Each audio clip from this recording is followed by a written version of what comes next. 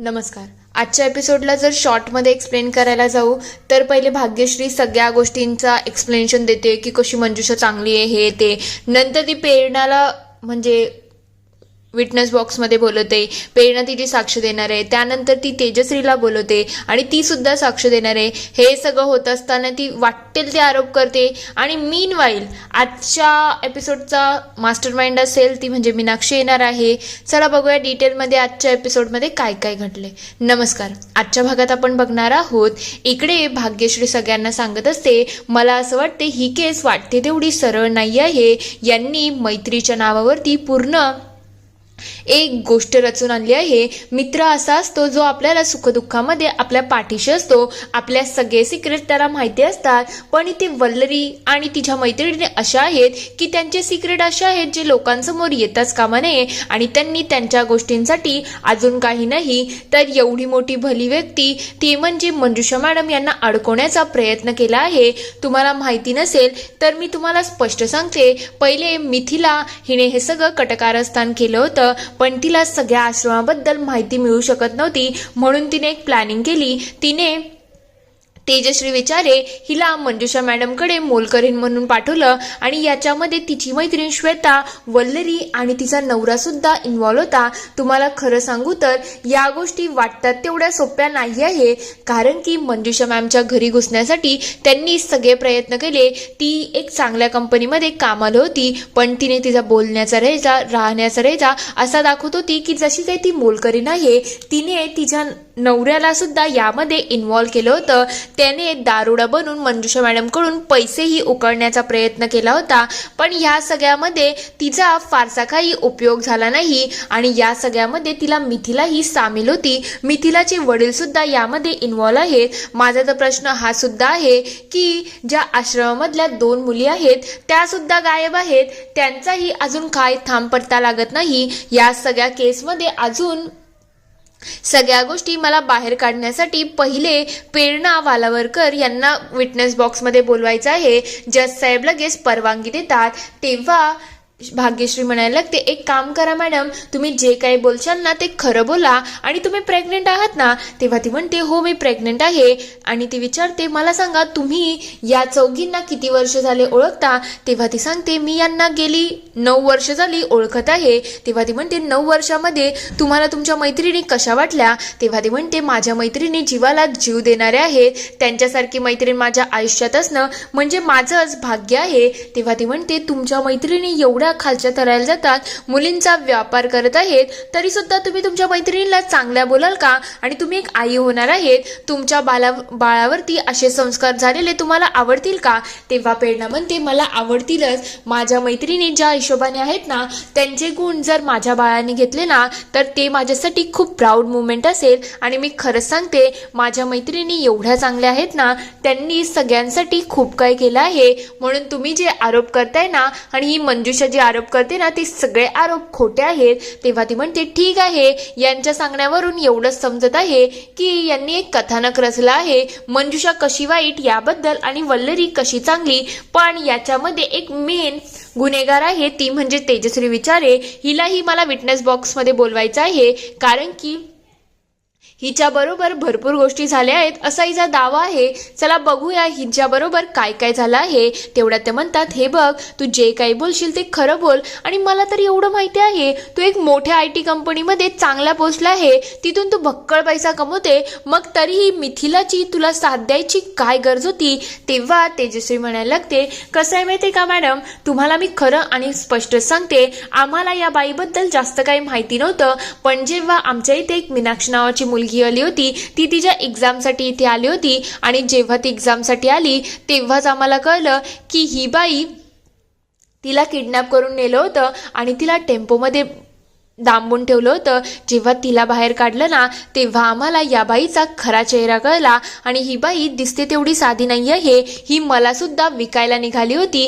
कारण की हिचे काळे चिट्टे आणि हिच्या घरात गेल्यानंतर मला हिच्या खूप साऱ्या गोष्टी कळल्या होत्या. त्याच्यामुळे हिचा पूर्णपणे प्लॅन बरबाद होऊ शकत होता. म्हणून वल्लरी आणि माझ्या नवऱ्याच्यामुळे, माझ्या मैत्रिणींमुळे मी त्या सगळ्या संकटातून वाचून आली. तुम्हाला खरं आणि स्पष्ट सांगू का, तेव्हा मी हिचा सगळा काळा चेहरा आहे ना माझ्या बेल्टमध्ये रेकॉर्ड केला होता आणि तो मी पोलिसांना दिला होता, पण पोलिसांनी त्याचं काय केलं मला खरंच माहिती नाही. आणि अजून एक महत्त्वाची गोष्ट, आम्ही ज्या दिवशी इथे यायला निघालो होतो ना त्या दिवशी आमच्यावरती प्राणघातक एक हल्ला झाला होता आणि त्याच्याच बरोबर आमचे सगळे पुरावे नष्ट झाले. खरं म्हटलं तर त्याच दिवशी हिला बेलसुद्धा मिळाली, कारण की हिने आमच्या जीवाच्या बरोबर खेळ सुरू केला आहे. हिने कितीतरी मुलींचा व्यवहार केला आहे. अशा नालायक बाईला तुम्हाला कठोरात कठोर शिक्षा द्यायला पाहिजे. अशी बाई उजळ माथ्याने फिरताच कामा नये, असं माझं स्पष्ट आणि क्लिअर कट मत आहे. खरं म्हटलं तर जज साहेब, हिला एवढी कठोर शिक्षा द्या ना की त्यानंतर अशी बाई कधी कोणत्या समाजामध्ये येता कामा नये. हे ऐकल्यानंतर भाग्यश्री लगेच टाळ्या वाजवायला लागते आणि म्हणायला लागते, किती मस्त ऍक्टिंग केली आहे.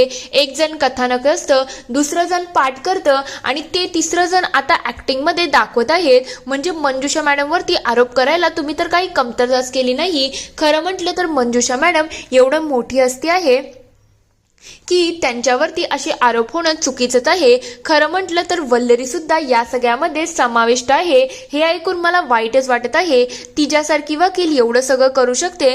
खरं म्हटलं तर ती सत्याचा झेंडा मिरवत असते ना, मग आता ती असत्याच्या बाजूने कशी काय उभी राहू शकते. एक स्त्री म्हणून, एक बाई म्हणून अशा मुलींचा व्यवहार करणं किती चुकीचं आहे. तुम्हालाही जज साहेब हे माहिती असेल ना. आणि माझ्या आशिलाला म्हणजे मंजुषा मॅडमवरती इतके घाणेरडे आरोप लावताना तिला लाज सुद्धा वाटली नाही. ही खरंच आपली वकिलीची सनद मिरवायच्या लायकीची तरी आहे का? कारण की स्वतःच्या मैत्रिणींना पाठीशी घालण्यासाठी वाटेल त्या थरावरती जाऊ शकते. अशा वल्लरीला मला असं वाटते तुम्हाला जन्मठेपेची शिक्षा सुनवायला पाहिजे.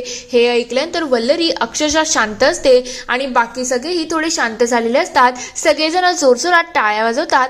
ते बघता जज साहेब म्हणायला लागतात, शांत व्हा, ही कोर्ट आहे, खेळ नाही चालला आहे. तेव्हा सगळे शांत होतात. तेवढ्यात जज साहेब म्हणायला लागतात, आता वल्लरी मॅडम तुम्हाला काय बोलायचं आहे, तुम्ही तुमचं मत मांडू शकता.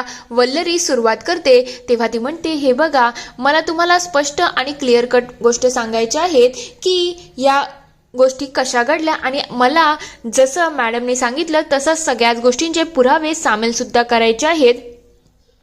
आणि मेन गोष्ट म्हणजे यासाठी मला मंजुषा यांना काही प्रश्न विचारायचे आहेत. प्रश्नांच्या बरोबर मला अजून काही गोष्टींचा पुरावा सुद्धा द्यायचा आहे. तेवढ्यात ती मंजुषाला विचारते, मंजुषा मॅडम तुम्ही किती वर्ष झालं समाजकार्य करताय आणि तुमचे कितीतरी आश्रम आहेत.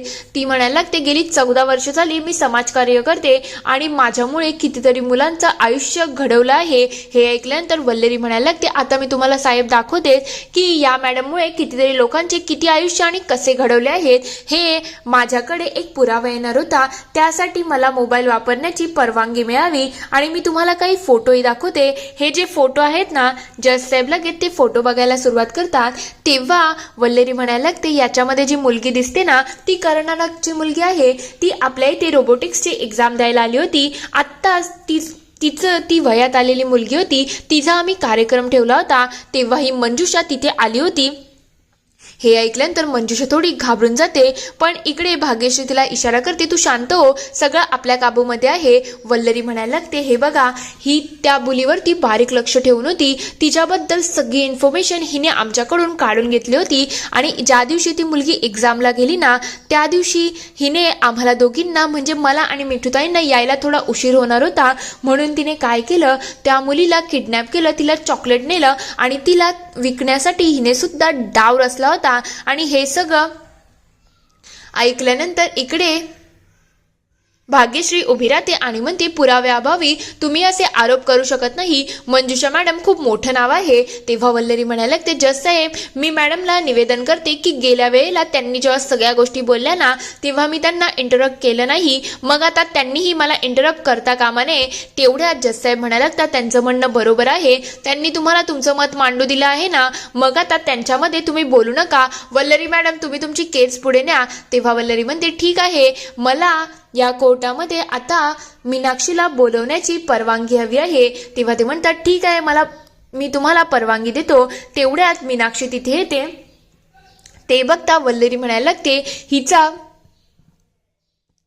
आपल्याला जबान नोंदवायला लागेल. मग त्यासाठी पुढची प्रोसिजर सुरू करूया. जज साहेब म्हणायला लागतात, सगळे आता बाहेर जा, आम्हाला छोट्या मुलीची आता जबान नोंदवायची आहे. तेव्हा बाकी सगळे तिथून निघून जातात. वल्लरी लगेच मीनाक्षीला सांगायला लागते, मीनू तू शांत हो, कोणत्याही गोष्टीचं टेन्शन घेऊ नको. त्या दिवशी जे काही झालं होतं ना ते आम्हाला तू स्पष्ट आणि क्लिअर कट सांगू शकते. तेव्हा मीनाक्षी म्हणायला लागते, हो मी सगळ्या गोष्टी क्लिअर आणि स्पष्ट सांगते. म्हणजे ही वल्लरी अक्का आहे ना ती खूप छान आहे. म्हणजे तिचं आणि माझं फारसं काही नातं नाही, पण तरीसुद्धा मी माझ्या रोबोटिक्सची जेव्हा एक्झाम द्यायला आली ना तेव्हा तिने माझी खूप काळजी घेतली. तिच्या मैत्रिणीने सुद्धा माझी खूप काळजी घेतली. एकदम आईसारखं माझ्यावरती प्रेम केलं होतं.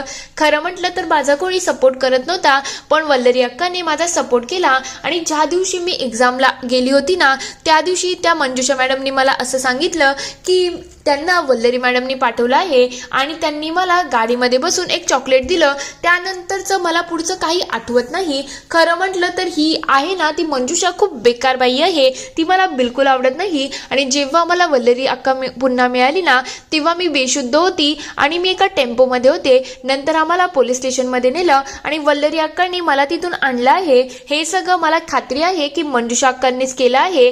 तेव्हा वल्लरी थोडी घाबरलेली असते. ते बघता इकडे वल्लरी म्हणायला लागते, बघा या मुलीने सगळं काही स्पष्टपणे सांगितलं आहे, आता तुम्हाला हिचा जबान नोंदवायला पाहिजे. तेवढ्यात भाग्यश्री उभी राहते आणि म्हणायला लागते, साहेब हे काही बरोबर नाही आहे. जज साहेब हे चुकीचं आहे, कारण की ही मुलगी खूप लहान आहे. मला तर खरंच समजत नाही, मला हिच्या विरुद्ध जरा प्रश्न उत्तर विचारायचे आहे, तुम्ही मला परवानगी द्या. तेव्हा ते म्हणतात, मुलगी लहान असली तरी हुशार आहे आणि तडतडी आहे, ती सगळ्या काही नीटच सांगत आहे.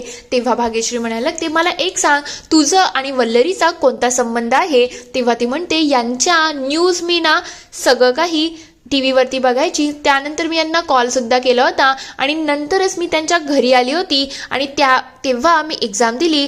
हे ऐकल्यानंतर ती म्हणायला लागते, अच्छा तुमची जेमतेमच ओळख आहे, पण मग तुला कसं खात्री आहे की हे सगळं मंजुषानेच केलं. काय माहिती मंजुषा मॅडमने तुला वल्लरीच्या घरी सोडवलेलं असेल आणि त्यानंतर तिच्या मैत्रिणींनी तुला बेशुद्ध करून आणि या सगळ्या गोष्टी केल्या असतील. तेव्हा ती म्हणते, नाही तुम्ही खोटं बोलताय, मला आठवतंय ना त्यांनी मला चॉकलेट दिलं होतं, त्यानंतरच मी बेशुद्ध झाली होती. तेव्हा ती म्हणते, पण ही नशेमध्ये असू शकते.